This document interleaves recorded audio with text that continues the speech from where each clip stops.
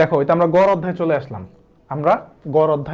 আসলাম। দেখো বলছে এই গড় অধ্যায়টা খুবই সিম্পল, খুবই সহজ, এবং এখান থেকে কোশ্চেন খুব একটা আসে না। মানে আমরা দুইটা ইম্পর্টেন্ট অধ্যায়ের সাথে একটা লেস ইম্পর্টেন্ট অধ্যায় রাখছি। ওকে, দেখো কি বলছে, একটি ক্রিকেট খেলায় প্রথম 10 ওভারের গড় রান। এখান থেকে আমরা 5 থেকে 6টা কোশ্চেন করব, ঠিক আছে? যদি আসে এই টাইপেরই আসবে। দেখো বলছে একটি ক্রিকেট খেলায়, আচ্ছা একটা ক্রিকেট ম্যাচ, ওডিআই ম্যাচ কয় ওভারে হয় বলো তো ভাই? 50 ওভারে হয়। হ্যাঁ, এই জিনিসটা মনে রাখতে হবে, 50 ওভার, 50 ওভারে হয়। ওকে, তাহলে এখন দেখো তো, একটি ক্রিকেট খেলায় প্রথম 10 ওভারের গড় রান হচ্ছে 3.2। তার মানে প্রথম 10 ওভারের গড় রান হচ্ছে 3.2।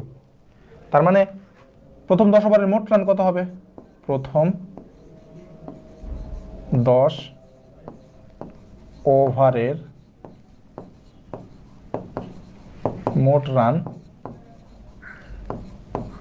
রান, দেখো গড় রান যেহেতু 3.2, তাহলে মোট রান কত হবে? এই 3.2 এর সাথে কয় ওভার? 10 ওভারে 10টা কি গুণ হয়ে যাবে? তাহলে 3.2 গুণ 10, তার মানে কত? 32। তার মানে প্রথম 10 ওভারের মোট রান হচ্ছে 32। তাহলে 282 রানের লক্ষ্যে পৌঁছানোর জন্য অবশিষ্ট 40 ওভারের গড় রান কত হবে? তার মানে তোমার মোট রান করতে হবে 282। তুমি প্রথম 10 ওভারে করছো কয় রান? 32 রান। তাহলে রান অবশিষ্ট কত? রান অবশিষ্ট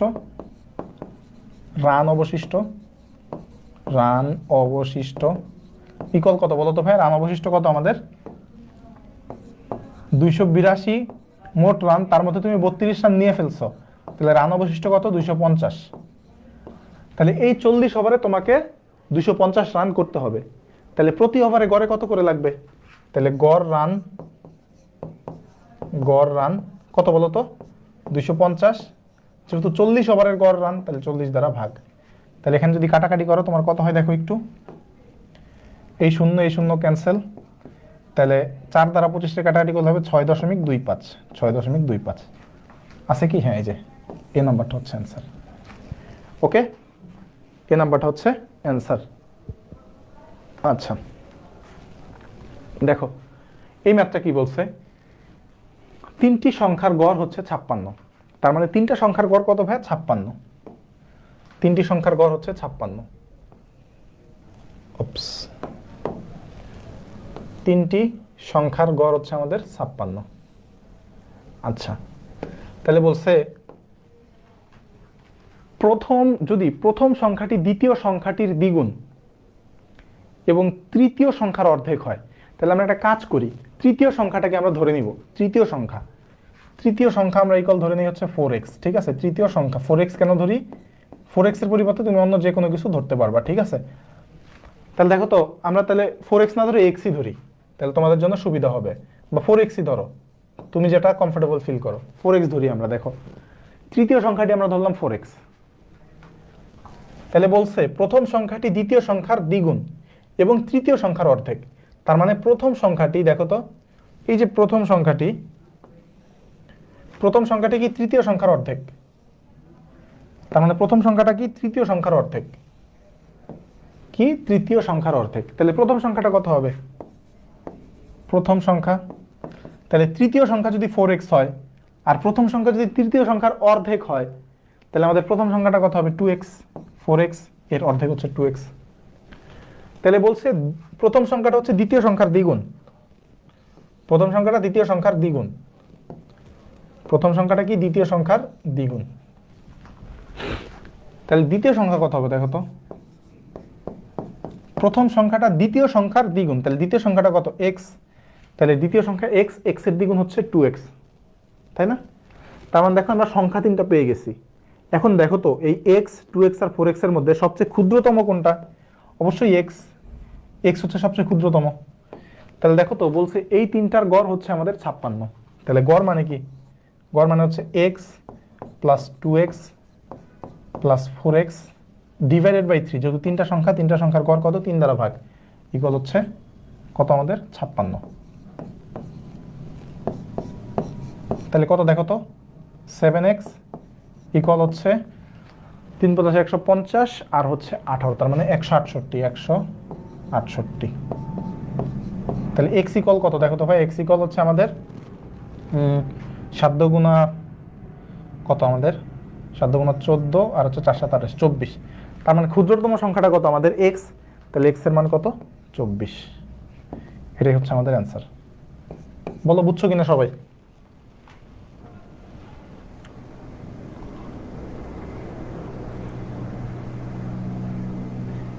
বলো বুঝছো কিনা? বুঝা গেছে কিনা একটু বলো।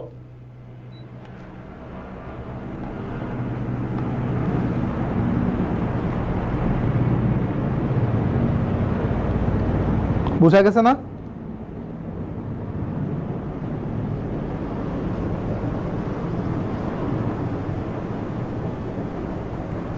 ওকে, চলো আমরা পরের ম্যাথটা দেখি। বলছে এত অঙ্কগুলো দ্বারা গঠিত বৃহত্তম ও ক্ষুদ্রতম সংখ্যার গড় কত? আচ্ছা, এই অঙ্কগুলো দ্বারা বৃহত্তম সংখ্যা কি হবে বলো তো ভাই? বৃহত্তম সংখ্যা, এটা কিন্তু খুব ইন্টারেস্টিং একটা ম্যাথ। দেখো বৃহত্তম সংখ্যা, বৃহত্তম সংখ্যা, আরেকটা কি? ক্ষুদ্রতম সংখ্যা। আরেকটা কি আমাদের? ক্ষুদ্রতম সংখ্যা। ক্ষুদ্রতম সংখ্যা। ওকে, তাহলে বৃহত্তম সংখ্যা মানে কি বলতো? বৃহত্তম সংখ্যা মানে সবচেয়ে বড় যে সংখ্যাটা। এই 4টা অঙ্ক দ্বারা আমরা সবচেয়ে বড় সংখ্যাটা নির্ণয় করতে পারি।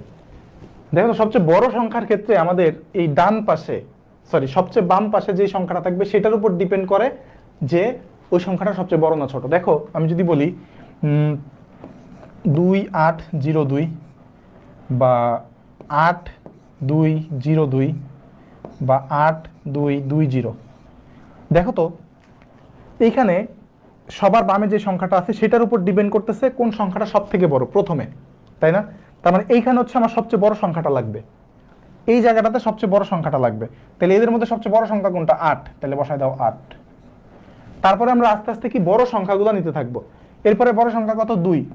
তারপর আবার কত? 2। এবং সবচেয়ে ছোট সংখ্যা কত? 0, তাই না?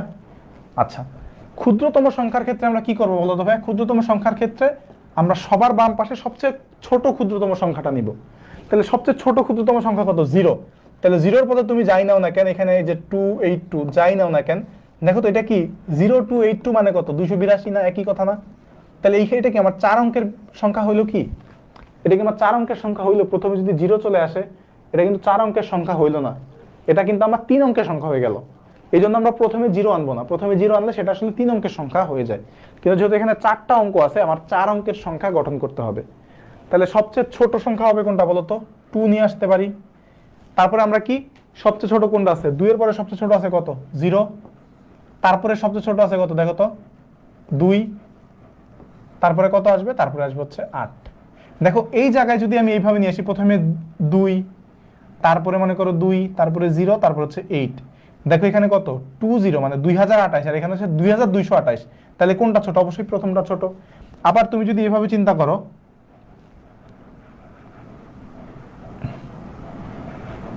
এরকম আসতেছে কেন? দেখা কি যায় এভাবে? আচ্ছা দেখা যায়। তুমি যদি আবার এভাবে চিন্তা করো যে 2082, দেখো তো এইখানে দেখো তো 2028 আর এখানে হচ্ছে 2082, তার মানে কোনটা? এই 2082টা কি বড় না? না লাগবে তো ক্ষুদ্রতম সংখ্যা। তাহলে আমাদের টেকনিকটা কি ভাই?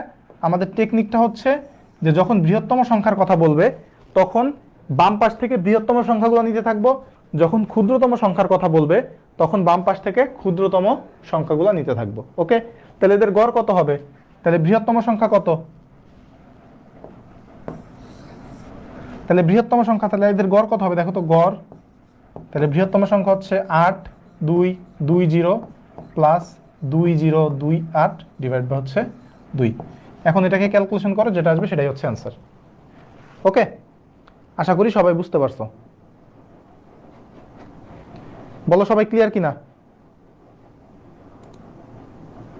সবাই কি ক্লিয়ার? সবাই কি ক্লিয়ার কিনা? এই কি করছো তোমরা এগুলা?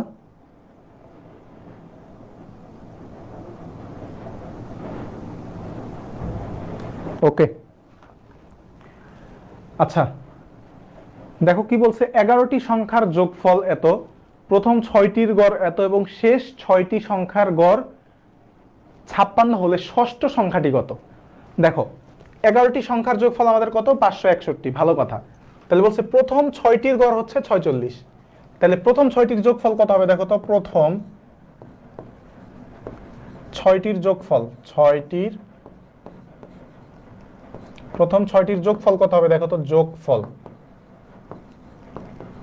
প্রথম 6টির যোগফল কত দেখো তো ভাই, প্রথম 6টির যোগফল হবে আমাদের হচ্ছে কত, প্রথম 6টির গড় যেহেতু 46, তাহলে 6টির যোগফল কত হবে, 46 গুণ 6, 46 গুণ 6। তাহলে এখানে কাটাকাটি যদি আমরা যদি গুণ করি, 6 6 36 6, হাতে আছে 3, তাহলে 4 6 24 আর 3 27, তাহলে 276। আচ্ছা শেষ 6টির গড় হচ্ছে 56, তাহলে শেষ 6টির যোগফল কত হবে, তাহলে শেষ 6টির যোগফল কত হবে দেখো তো, 56 গুণ 6। তাহলে দেখো তো ভাই এইখানে আমাদের কত হবে, 36 এর 6, 5 6 30 আর 3 33। ওকে, তাহলে দেখো তো এইখানে 6টি, এইখানে 6টি, মোট সংখ্যা কত, 12টি। তাহলে 12টির যোগফল কত, তাহলে মোট 12টির যোগফল, মোট 12টির যোগফল, মোট 12টির যোগফল কত দেখো তো ভাই, এই যে প্রথম 6টির যোগফল 276 যোগ পরের 6টির যোগফল 336, তাহলে এখানে কত হবে দেখো তো, 6 6 12 2, তারপরে হচ্ছে হাতে 1, 7 আর 3 10 আর একে হচ্ছে 11, হাতে হচ্ছে 1, 3 আর 2 5 আর একে 6, 612। তাহলে দেখো প্রথম 12টির যোগফল হচ্ছে 612, আর এখানে আছে 11টির যোগফল কত, 561। তাহলে 11টির যোগফল হচ্ছে 561 আর 12টির যোগফল হচ্ছে কত, আর প্রথম 12টির যোগফল হচ্ছে 612। এখন একটা জিনিস একটু খেয়াল করো তো, মনে করো 1 থেকে 12 পর্যন্ত দেখো তুমি, 1 2 3 4 5 6 7 8 9 10 11 12। তাহলে দেখো প্রথম 6টি কত, 1 থেকে 6, আর শেষের 6টি কত ভাই, শেষের 6টি মানে কত, 6 থেকে 12, এটা হচ্ছে শেষের 6টি। তাহলে দেখো এদের মধ্যে কমন পড়ে গেছে কোনটা, এদের মধ্যে কমন পড়ে গেছে কত, কমন পড়ে গেছে হচ্ছে আমাদের কয় নম্বরটা, 6 নম্বরটা। তার মানে দেখো এখানে আমরা নিলাম প্রথম 11টি দেওয়া আছে 561 আর পাইলাম প্রথম 12টির যোগফল 612, তার মানে কমন পড়ে গেছে কোনটা, এই যে 6 নম্বরটা হচ্ছে আমাদের কমন পড়ে গেছে। তাহলে দেখো তো ষষ্ঠ সংখ্যাটি, তাহলে বলছে ষষ্ঠ সংখ্যাটি কত, তাহলে সুতরাং ষষ্ঠ সংখ্যাটি হবে, সুতরাং ষষ্ঠ সংখ্যাটি হবে, ষষ্ঠ সংখ্যাটি কত হবে বলতো, এই যে 612 থেকে 561কে আমরা কি করব, বিয়োগ করব। তাহলে এখানে 39 আর 12 হচ্ছে 61, 61 হচ্ছে অ্যান্সার। এই 61 না 51, 39 আর 12 51, সরি 51 হচ্ছে আমাদের অ্যান্সার। ওকে, সো আশা করি সবাই বুঝতে পারছো। দেখো বলছে 3 সদস্যের একটি বিতর্ক দলের সদস্যদের গড় বয়স 24, তাহলে গড় কত, সদস্য কত, 3 সদস্য, আর গড় বয়স কত, গড় বয়স হচ্ছে 24 বছর। তাহলে দেখো তো মোট বয়স, 3 জনের মোট বয়স কত, 3 জনের মোট বয়স, 3 জনের মোট বয়স কত দেখো তো, গড় বয়স 24, তাহলে 3 জনের মোট বয়স কত, 3 24 72 বছর, 72 বছর, তাই না? তাহলে গড় বয়স কত, 72 বছর। আচ্ছা সরি, মোট বয়স। তারা বলছে যদি কোন সদস্যের বয়সী 21 বছরের নিচে না হয় তবে তাদের কোনো একজনের সর্বোচ্চ বয়স কত হতে পারে। তার মানে দেখো তো এই যে 3 জনের গড় বয়স যে 72, তার মধ্যে একজনেরও বয়সও 21 বছরের নিচে হইতে পারবে না। তাহলে অন্য জনের কি চাইছে, সর্বোচ্চ বয়স চাইছে, সর্বোচ্চ বয়স কত, একজনের সর্বোচ্চ বয়স কত, ঠিক আছে, কোন একজনের সর্বোচ্চ বয়স চাইছে আমার কাছ থেকে। তাহলে দেখো তো ভাইয়া, একজনের সর্বোচ্চ বয়স যদি আমি বের করতে চাই, বাকি দুইজনের কি সর্বনিম্ন বয়স আমার বের করতে হবে। তাহলে সর্বনিম্ন বয়স কত? 21 বছর। কারণ আমাকে এখানে বলছে কত, 21 বছরের নিচে যাওয়া যাবে না, কিন্তু 21 বছর তো থাকা যাবে। তাহলে সর্বনিম্ন বছর, সর্বনিম্ন বয়স কত হবে? বয়স ইকুয়াল হচ্ছে 21 বছর। তাহলে দুইজনের বয়স যদি আমি 21 বছর করে ধরি, তাহলে দুইজনের বয়স হবে কত? দুইজনের বয়স কত? 21 গুণ 2 ইকুয়াল হচ্ছে 42 বছর। দেখো এখানে আমি দুইজনের বয়স কেন নিলাম, কারণ এখানে বলছে কোনো একজনের সর্বোচ্চ কত। তাহলে কোনো একজনের সর্বোচ্চ বের করতে হইলে কি আমার বাকি দুইজনের সর্বনিম্ন বয়সটা লাগবে। তাহলে বাকি দুজনের সর্বনিম্ন বয়স কত? 42 বছর। তাহলে একজনের সর্বোচ্চ বয়স কত? একজনের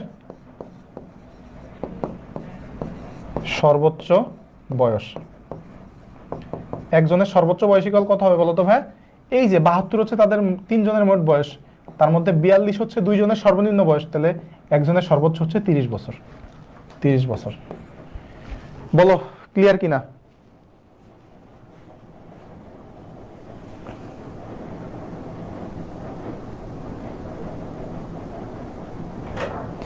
বলো সবাই ক্লিয়ার কিনা? ওকে, হ্যাঁ সবাই ক্লিয়ার? যারা ফার্স্ট থেকে শেষ পর্যন্ত ছিল, আমাদের ক্লাস আজকে এই পর্যন্তই, ফার্স্ট থেকে শেষ পর্যন্ত যারা ছিল তারা একটু বলো সবাই কি ক্লিয়ার কিনা এই পর্যন্ত যা যা করানো হয়েছে।